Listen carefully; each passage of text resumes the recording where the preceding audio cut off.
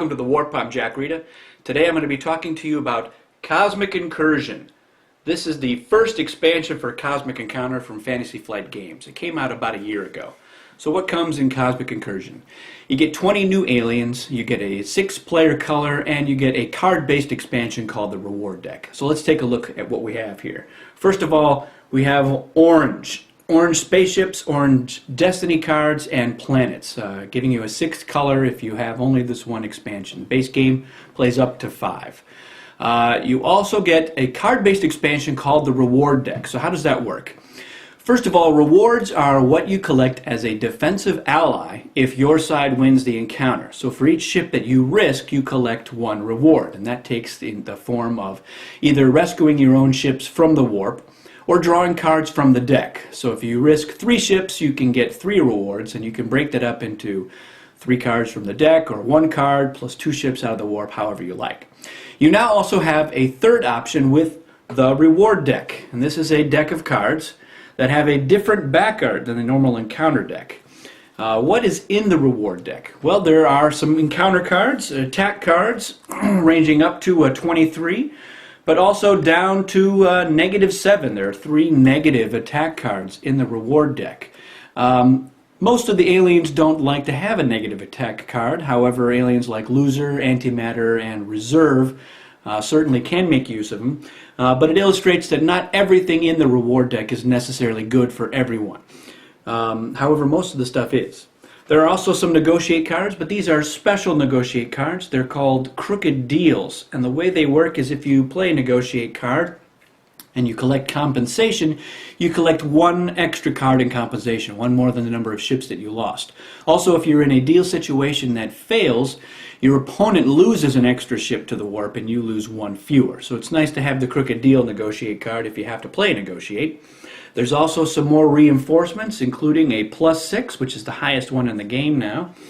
There are some more artifact cards, another Cosmic Zap, another Card Zap, plus a few new artifact cards, like the Finder. This is an artifact that has been previously published, along with the others that are in the deck. The way that Finder works is you play it and you name a card in a certain player's hand. Then you get to search through that hand and look for the card, and if you find it, you get to keep it. So you do get to look at somebody's hand, but you can also potentially get a card out of it, especially if it's a good one and you know he has it. There are a couple of new cards. First of all, new to this edition, but also previously published, are kicker cards. Now these are cards that are played down, face down with your encounter card in an encounter. Your opponent would have an opportunity to also play a kicker or to change their card while it's still played face down. But the way it works is when the cards are revealed, you multiply the value of the kicker to the value of your encounter card. So if you played a kicker ×2 and an attack 10, then you actually have 20 on your side plus your ships. The kicker also works with the negotiate card, so it multiplies the amount of compensation that you would receive or the number of ships your opponent loses if you two both fail to make a deal. Also new to the Reward Deck and new to any version of Cosmic Encounter is the Rift card. Now, the Rift card has 2 different things that it can do. As I mentioned earlier, the back art on the reward cards is different, so you know if somebody's holding a reward card. And that makes them a pretty good target for compensation or other effects that would take cards from a player's hand. However, that's where the Rift comes in.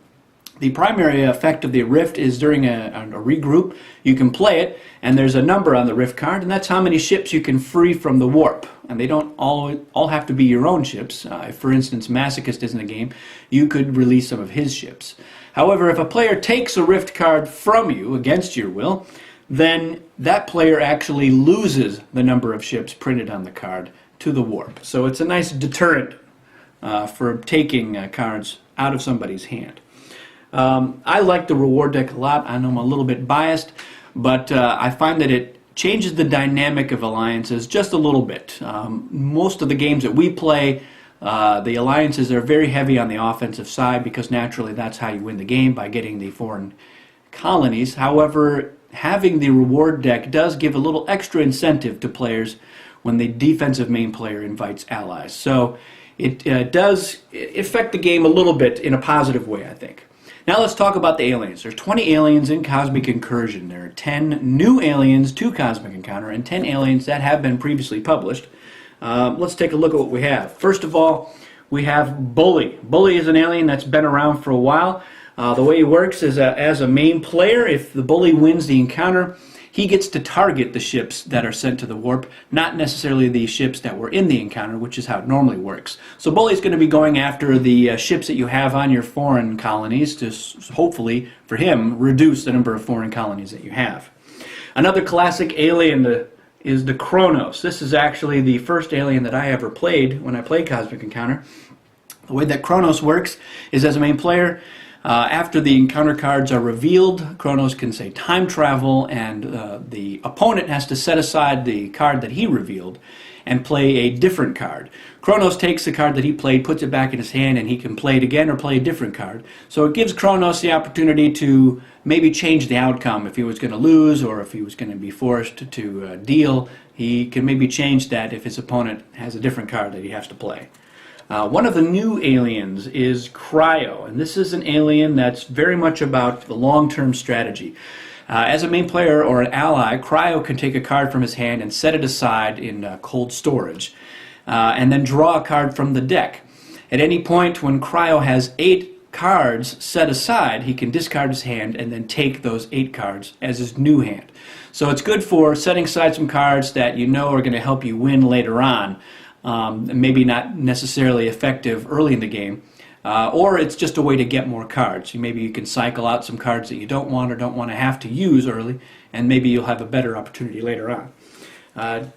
Deuce is one of the classic aliens, pretty straightforward. Deuce gets to play, or has to play, 2 encounter cards face down, and if they're both attack cards, they're added together. If either card is a negotiate, it counts as a negotiate played. So Deuce is a pretty formidable alien. If he only has 1 encounter card, it counts as having none, so he gets to draw a new hand. Another one of the classic aliens is Disease. Now this is an alien that has been published by Eon and Mayfair. The Mayfair version was a little weaker though. Disease, when he has 3 or more ships on a foreign colony, and that player's system comes up in Destiny, Disease can take ships from that colony and put it on another colony in that system, thereby getting a free foreign colony. The Mayfair version required 4 ships on the planet, but this Fantasy Flight version goes with the old Eon version, only 3 ships. So it's very sneaky power. You definitely don't want to let Disease get a lot of colonies out there that have 3 or more ships on them, because he's going to win the game before you know it.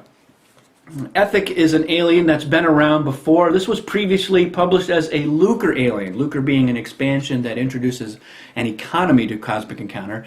Although it's been pointed out before that Ethic didn't really need to be a Lucre alien, and Fantasy Flight seems to agree. The way that Ethic works is, as a main player, when Ethic loses an encounter, he collects compensation. He can take it from the opponent, can also take it from the deck instead. So it's nice to get something for losing. One of the aliens that we've been fully expecting to see is Fungus, and that's because with the stackable spaceships that we have in Cosmic Encounter, it's very easy to incorporate the Fungus, who basically stacks ships. And Fungus wins as a main player or an ally.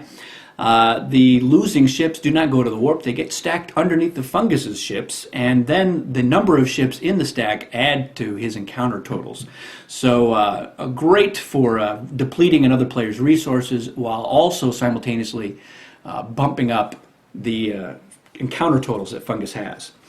Fury is another one of the new aliens. This is another alien that sort of gives you a little something for losing. Every time Fury loses ships to the warp, he collects a cosmic token that goes on the alien sheet. And then subsequently, in another encounter, Fury can spend tokens to add or subtract 3 to his encounter total for each token. Now he has to spend those tokens before cards are revealed, so it's a little bit different from the reinforcement, because you have to sort of commit to how many of those tokens you want to spend to give you a little insurance to win an encounter. Genius is another new alien, and this is the alternate win alien for this edition. Genius has a different way he can win the game. If he has 20 cards in hand, then Genius wins the game despite other normal rules. Additionally, Genius has a little mechanism for helping him to do that. Whenever Genius wins an encounter, as a main player or an ally, instead of landing on a planet, he can draw cards for each ship that he had in the encounter. So it's a nice way to sort of increase the number of cards that Genius is holding. Ghoul is another one of the new aliens, and this is an alien that especially likes the reward deck. Whenever Ghoul wins an encounter as a main player, Ghoul collects a reward for each ship on the opposing side that goes to the warp. And those rewards can again be ships out of the warp, cards from the normal deck, or cards from the reward deck. Gorilla is another new alien. This is another alien that kind of gets something for losing. The way it works is when Gorilla loses as a main player, the opposing players lose all but one of their ships that were in the encounter. So Gorilla does drain your ship resources when you're opposing him, but that's really all it does. On the other hand, Leviathan is a new alien that gives you a huge bonus as the offense. The Leviathan can actually load one of his planets with his ships on it into the hyperspace gate, and it gets a plus 20 for the planet. Can only do that with planets that don't have other players' ships on it, but that's usually not too hard to do in most games. So Leviathan is not going to be too keen on wanting to have deals where there's colonies exchanged. But he's not going to really need to deal too much if he's got an attack card, because a plus 20 is a huge bonus. Another new alien is Locust. Locust comes across as a pretty scary alien. Whenever Locust is on a foreign planet with no other players' tokens, during the regroup he eats that planet, goes on his alien sheet, counts as a foreign colony for him the rest of the game, and his ships can go back to his own colonies. It is hard to get on a planet all by yourself. If you're going to attack somebody, it means that you're not going to have any allies, and chances are you're going to be facing those same players allied with the defense. So unless you've got a big attack card or a lot of reinforcements, it's going to be pretty tough for Locust to do that, but it can happen. Another new alien is Magician, and this is an alien that in some ways obsoletes the classic alien Laser, which we may never see now. The way that Magician works is when you're opposing Magician, you have to play 2 encounter cards face down, and then Magician takes one of them and puts it in his hand before he plays an encounter card. So he can in fact play the card that he takes from you. So you, when you're opposing Magician, you have to decide whether you're going to play 2 good cards and essentially give a good card to Magician, or play a good one and a bad one and hope that Magician chooses the bad one to add to his hand.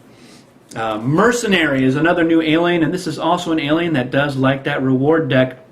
Mercenary collects Defender rewards all the time. Doesn't matter if he's an ally or a main player, offense or defense, he gets Defender rewards for each ship that he has in the encounter. Merchant is another new alien, and this is probably my favorite alien in the group. It's very powerful. The way that Merchant works is as a main player and ally, after his ships are committed, he can then commit cards from his hand face down as if they were extra ships. So there's no limit. This is above and beyond the limit of 4 ships that you put into the hyperspace gate. Merchant is still limited in ships that way, but he can play as many cards from his hand. If his side loses, those cards get discarded. So it is a way to risk cards that you don't mind losing, but you can use them to increase your bonuses if you are trying to get rewards. Plant is one of the classic aliens. This is the one meta alien for the set, and the way that Plant works is if Plant has a colony in your system, then whenever Plant is a main player, Plant can take your power and you don't get to use it. So Plant uses your power, you don't get to use it. It's a little tricky sometimes with what powers can be taken, so Plant is definitely an FAQ source of many questions, but it's a really strong alien. It's very powerful, so if you can make it work, it's good times.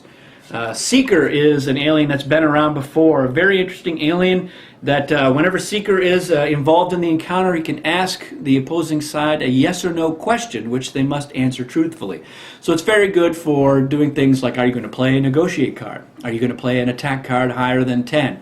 It gives a lot of ammunition for a Seeker to use. Also, are you going to use your optional alien power? Seeker is a very, very strong alien. We also have Sniveler, which was probably the most requested alien to have in this expansion. And Sniveler is great for catching up when he's behind. If Sniveler doesn't have an attack card that he wants, he can whine about it. If he has the most ships in the warp, he can whine about it, and if he has the fewest colonies, he can whine about it. The other players then have to either let Sniveler catch up by giving him what he wants, or they have to sort of get down to his level by vacating a colony or adding ships to the warp or discarding cards that are as high as the one that Sniveler has asked for. Sniveler is an alien that often gets role-played by players who like to speak in a whiny voice. Don't ask me why. I don't tend to do it when I'm playing Sniveler, but it's a very powerful power no matter how you play. And then finally we have Symbiote. Symbiote is an alien that was first published by Mayfair, and it's very straightforward as well. Symbiote has twice as many ships, so if you have an extra color of ships, for instance your orange ships, now that you got in this expansion, Symbiote has 40 ships. The Symbiote version here in Fantasy Flight is a little different from the Mayfair one, where the Mayfair one, only the primary colored ships counted towards foreign colonies. So if you had a colony on another player's system that only had the extra ships on it, it didn't count. But in this case, the Fantasy Flight version, it counts. Also, the Fantasy Flight version can't be copied or stolen or anything like that. So it's a very strong alien. It's an alien that loves to use the tech variant because ship resources are never an issue. So that is what you get in the Cosmic Incursion expansion. It's a terrific expansion. It adds a lot of value to Cosmic Encounter. It's very easy to incorporate. 6 players is a lot of fun. I like games with a lot of players because there's more interaction, more social aspect. There's more alliances. I like a lot of the new aliens quite a bit. And I love having the variety of the aliens. And I'm a huge fan of the reward deck. I can't imagine not using it. It adds a lot. If you want, you can just shuffle those cards in, but again, you're going to know which cards are reward cards. Although not all of them are necessarily great, but most of them are pretty good. So that is Cosmic Incursion. This is The Warp. Join me again.